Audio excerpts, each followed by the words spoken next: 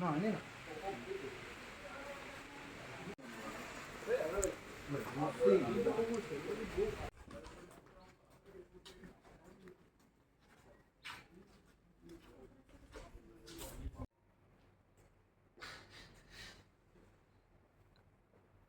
kami akan menyampaikan perkembangan penanganan perkara penyidikan perkara tindak pidana korupsi dalam kegiatan tukang menukar atau aset pemerintah Kabupaten Suma berupa tanah pada Kelurahan Sembayang tahun 2008.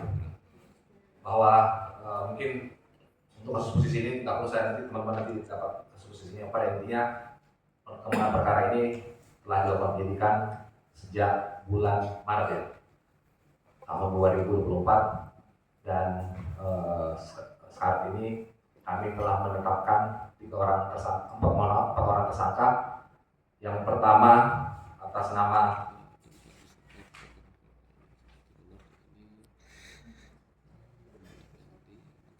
ME yang pada waktu itu selaku Bupati Kabupaten Suma periode 2005 sampai dengan tahun 2010.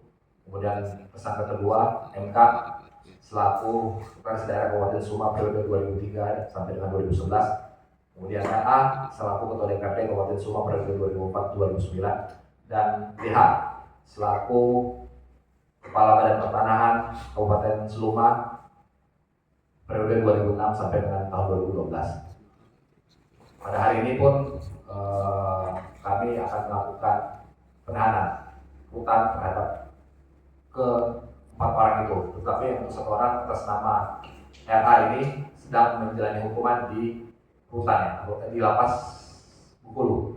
Oleh karena itu hari ini kami hanya melakukan penahanan untuk 3 orang, sedangkan yang satunya lagi tidak kami melakukan penahanan tapi telah ditetapkan sebagai tersangka. Kenapa kami tidak melakukan penahanan terhadap RA ini? Karena disampaikan bahwa yang bersangkutan lagi menjalani hukuman pidana badan terkait perkara lain. Kemudian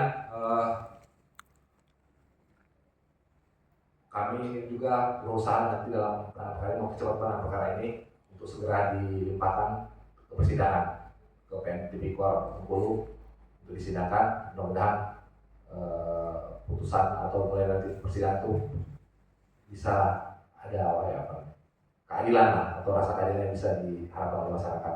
Mungkin demikian Bapak wartawan. Mungkin nanti selanjutnya kita diskusi tanya jawab. Kalau untuk kasus posisi nanti di-share nanti bagi biar tidak terlalu lama menjelaskan. Silakan. Alasan yang pertama, kan ada alasan objektif bahwa penerapan pasal yang kami terapkan kepada tersangka ini adalah pasal 2 dan pasal 3 Undang-Undang 31 tahun 1999 tentang tindak pidana korupsi sebagaimana dalam Undang-Undang Nomor 20 tahun 2001. Ancaman hukumannya itu di atas 5 tahun. Itu alasan objektif kami untuk melakukan penahanan. Ada pun alasan subjektif yang lain, kami khawatirkan para tersangka ini mengulangi perbuatan, menghilangkan barang bukti, atau nanti melarikan diri atau tidak kooperatif dengan penyidik Kejaksaan Negeri Suma, seperti itu. Jadi kerugian negara ini telah awalnya dihitung oleh tim apresial atau dari kantor JPP, kantor jasa penilai pertanahan, kantor jasa penilai publik ya, dengan angka 19.557.175.697 rupiah, dan hasil perhitungan dari KAP tersebut telah dideklar oleh akuntan publik berdasarkan laporan hasil audit penghitungan kerugian negara oleh kantor akuntan publik untuk Randes, Haironi, dan rekan sebesar jumlah yang tadi saya sampaikan, dengan aset atau tanah yang berkurang milik daerah Kabupaten Suma seluas kurang lebih 199.681 meter persegi, atau kalau dihektarkan sekitar 19,9 hektar ya, sekitar itu. Berarti itu sama dengan NJOP yang berlaku saat ini? Oh ya, nanti masalah metode perhitungannya itu nanti disampaikan pada Khusus. Intinya bahwa perhitungan itu memperhitungkan nilai aset itu pada hari ini. Siap. Terhitung pada saat mereka turun ke lapangan untuk melakukan perhitungan. Satu lagi Bang. Kalau sekarang seharusnya masih dalam penyitaan. Tapi seharusnya, karena ini adalah hasil pemilu, tentu akan kita pertimbangkan akan dikembalikan atau dirampas ke negara untuk diserahkan kepada pemerintah Kabupaten Suma. Jadi status quo nih Bang ya? Statusnya quo?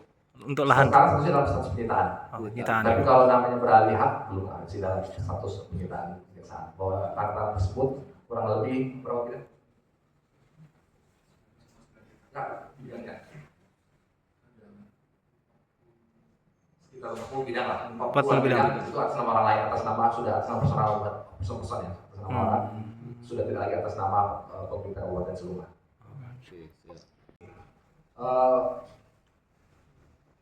DH ini selaku kepala BPN waktu itu termasuk dalam salah satu anggota panitia pengadaan tanah. Jadi yang bersangkutan juga sebagai kepala BPN harusnya selain sebagai anggota tim pengadaan tanah, tapi juga sebagai pihak yang paling mengetahui atau pihak yang harus memberikan masukan atau lebih mengetahui tentang masalah pertanahan. Karena kewenangan yang diberikan oleh undang-undang kan bahwa Badan Pertanahan Nasional ini bagian dari yang bagian pengendalian atau mengawasi terkait dengan tanah yang ada di Indonesia ini seperti itu. Jadi pada waktu itu dia bersangkutan sebagai anggota panitia ternyata tidak melaksanakan tugasnya baik sebagai anggota panitia maupun sebagai kepala kantor pertanahan pada waktu itu. Begini, berdasarkan fakta yang setelah ada sekarang ini, itulah yang sudah ditetapkan tersangka orang tersebut. Namun nanti apabila dalam fakta persidangan atau mungkin di lain waktu ada fakta-fakta baru yang ditemukan, penyidik akan menindaklanjuti hal tersebut. Terkait dengan teknis, terutama terkait perhitungan KJPP, kemarin teman-teman sudah menyaksikan bersama bagaimana KJP melakukan penilaian, baik itu melakukan survei maupun melakukan perbandingan harga dengan dokumen-dokumen yang ada di Kabupaten Seluma. Nah, terkait dengan peran jasa, saya tambahkan sedikit bahwasanya jasa selain anggota panitia, selain selaku sebagai kepala BPN, dia juga sebagai ketua tim penaksir harga. Dan faktanya memang berita acaranya ada, tapi perbuatan pelaksanaan tidak pernah dilaksanakan. Mungkin terus demikian. Yang jelas berdasarkan dokumen yang ada, kami hanya melakukan penyitaan terkait dengan yang berkaitan dengan proses tukar guling dan proyek hak lainnya yang berkaitan dengan proses tukar guling, ada pemberian hak dan segala macamnya. Yang berkaitan dengan di luar itu atau di luar 19 hektar yang disampaikan oleh Pak Kejari, kita tidak melakukan penyitaan. Perkara tukar guling, kita lebih ke proses tukar gulingnya ya, tukar guling atau istilahnya, karena di sana ada tahapan-tahapan yang harus diamankan oleh Permendagri, dan itu yang tidak dilaksanakan oleh proses ini. Dan kedua, yang namanya tukar guling harus ada tanah pengganti untuk pemerintah daerah, dan faktanya apa yang kami temukan dalam penyidikan, tanah pengganti itu tidak pernah ada. Jadi tidak prosedural maksudnya nih Bang ya? Yang jelas tidak prosedur dan memang tanah pengganti tidak ada.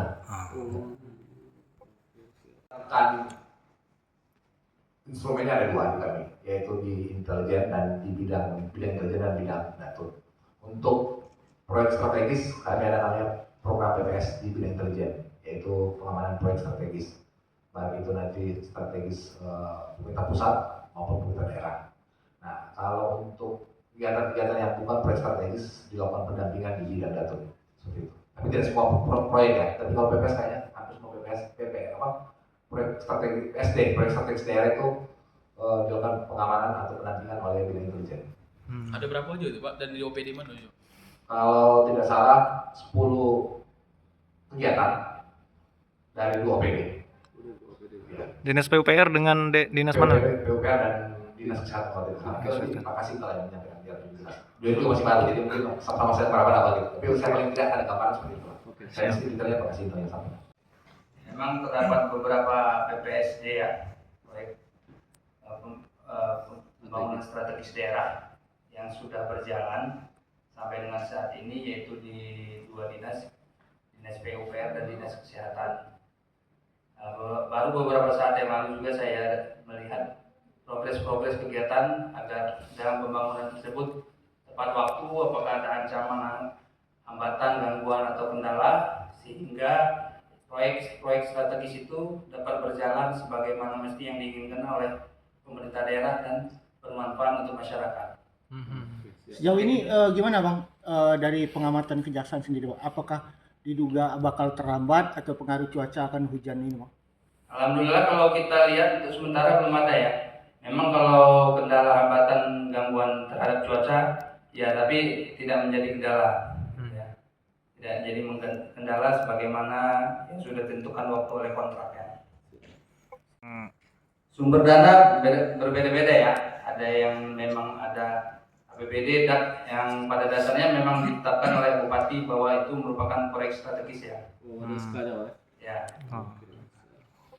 Dan hari ini kami atas nama Partai Kesatuan Sulma memohon bantuan teman-teman media untuk memberikan positif apa yang kami kerjakan.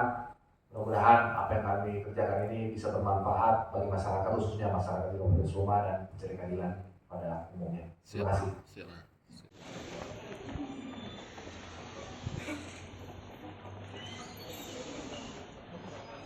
Foto pakai mobil api.